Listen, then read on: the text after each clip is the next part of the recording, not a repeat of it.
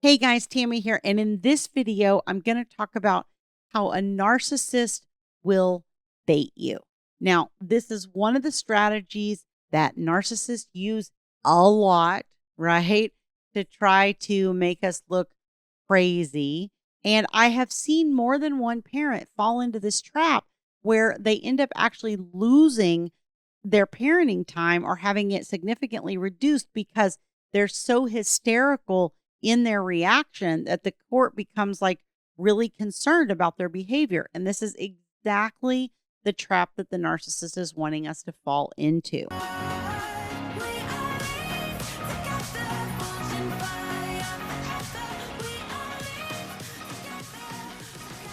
Let me remind you, if you like this video, please hit like. If you like my channel and you like the content, please subscribe so that you get notified as new videos are released. And as always, please help me by sharing on social media so that we can reach more people and help the thousands and, dare I say, millions of people dealing with narcissist co-parents on the other side, because it is crazy making. The reason that baiting you becomes a really useful tactic to a narcissist in the courtroom is because what they will do is they will poke and prod and poke and prod and poke and prod until you blow, right? And then, of course, the thing is, oh, look, the person's crazy, judge. I've been telling you the person's crazy.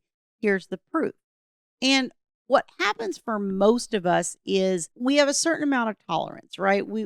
There's the person's pushing us and poking us and whatever, and we're trying to not be reactive. We're trying to remain calm and all of that. You're in a argument with your ex. Things tend to kind of spiral like they did during the relationship, and eventually, what happens is you hit what my therapist calls an emotional red line, right? The point of no return, where once you hit that red line, you have lost emotional control of yourself.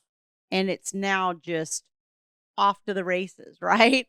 And what she used to tell me in regards to this is, if you're the person in the relationship that still has control and you're below the red line, then it's your obligation to stay below that red line and to not do anything to escalate the other person further. Only when you're dealing with a narcissistic person, they don't have that level of emotional control or consideration. And so what they often do is they'll go for the jugular. They'll cut you in the place that they know wounds you the deepest, right? Is it your your own insecurities? Is it your parenting? Is it, your social skills, the way you interact with other people? Like, whatever it is, narcissists are really good at being attuned to that and kind of honing in on what your hot button topics are. And then they will use that right at the most opportune moment to be able to create that reaction in you that's extreme, so that then they can say, oh, look, this person's crazy. And essentially what that does is, if you're the person that's reacting and being emotional, then all the attention is on you. All the focus is being drawn to you. And you may be screaming at the top of your lungs, metaphorically, hopefully you're not standing in a courtroom screaming, but you may be making every effort you can, throwing everything you can at it to try to prove that the problem is the other person. But it's almost like you're so reactive and so emotional in all of your interaction with them, all of your communication, all of your writings, all of your speaking, anything, whatever you go to do in your interactions with the other person or in the court case, it becomes that you're pulling all that attention onto you, even though you're trying to say, look at them, look at them, look at them, because you're screaming so loud that nobody's looking at them. It would be like me standing on a tabletop in a bar and screaming, hey, look at the person sitting 3 rows behind me, sitting down calmly, drinking their drink. Nobody's looking at that person. They're looking at me making a, mockery of myself by standing on the table and screaming, right? And this is sort of what happens in the courtroom is they will say and do enough things in, like I said, either your communication with them, your verbal interaction with them at drop-offs and pickups, and then they're videoing you, all these different places where they're working at gathering evidence on all the little hysterical interactions between you and them. And as much as they can poke and prod you and then gather more and more evidence of these hysterical interactions, the more they use that against you and then say to the court, oh, look, this person's nuts. They're way, overreacting to me. This is why I think that this tactic works so well in court. It's because our most important thing in life is what's at stake. What's more important than your children and your family? For the vast majority of people, nothing. Nothing's more important than your kids and your family. So they're really hitting you right in the core of your being, of who you are, of what's important to you, of what you value most in life. I think almost every parent would say nothing's more important than their child. I think the vast majority of parents would say that. Not all of them, I understand, but the vast majority of us, if you're watching me, that's probably the most important thing for you, right? If it wasn't, you probably wouldn't be watching me. I wouldn't really resonate with you, right? Because that's my family's the most important thing for me and my children and my grandchildren. Like, no, I would die for any of them. Nothing is more important. That is the piece of emotion that's now being used against you. And so the more reactive to that you become, the more that you're playing into the picture that they're trying to paint of you.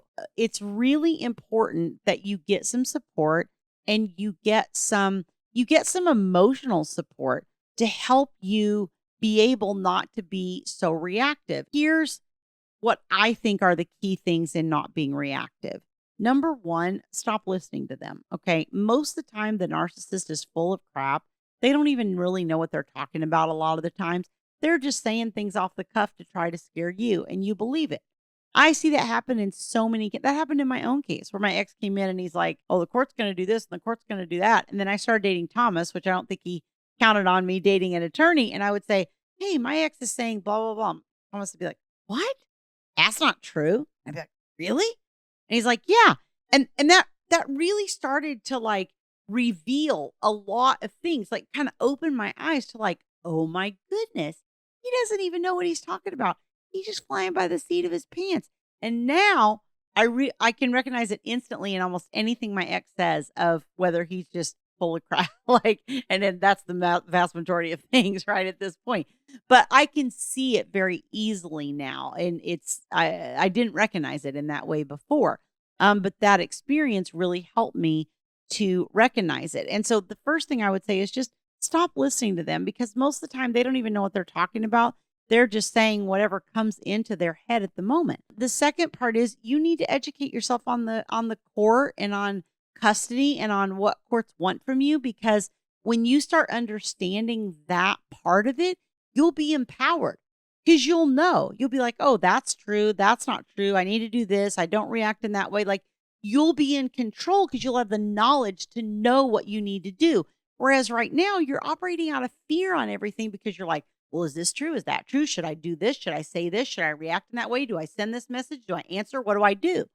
Well, if you know the context of the court and what they want from you, then that starts to inform all of your decisions. But most of us come into the court system not knowing anything, right? Like, we're not trained lawyers. We don't know how the judges are looking at this or how they're viewing it. And we just tend to come at it in our normal parenting way.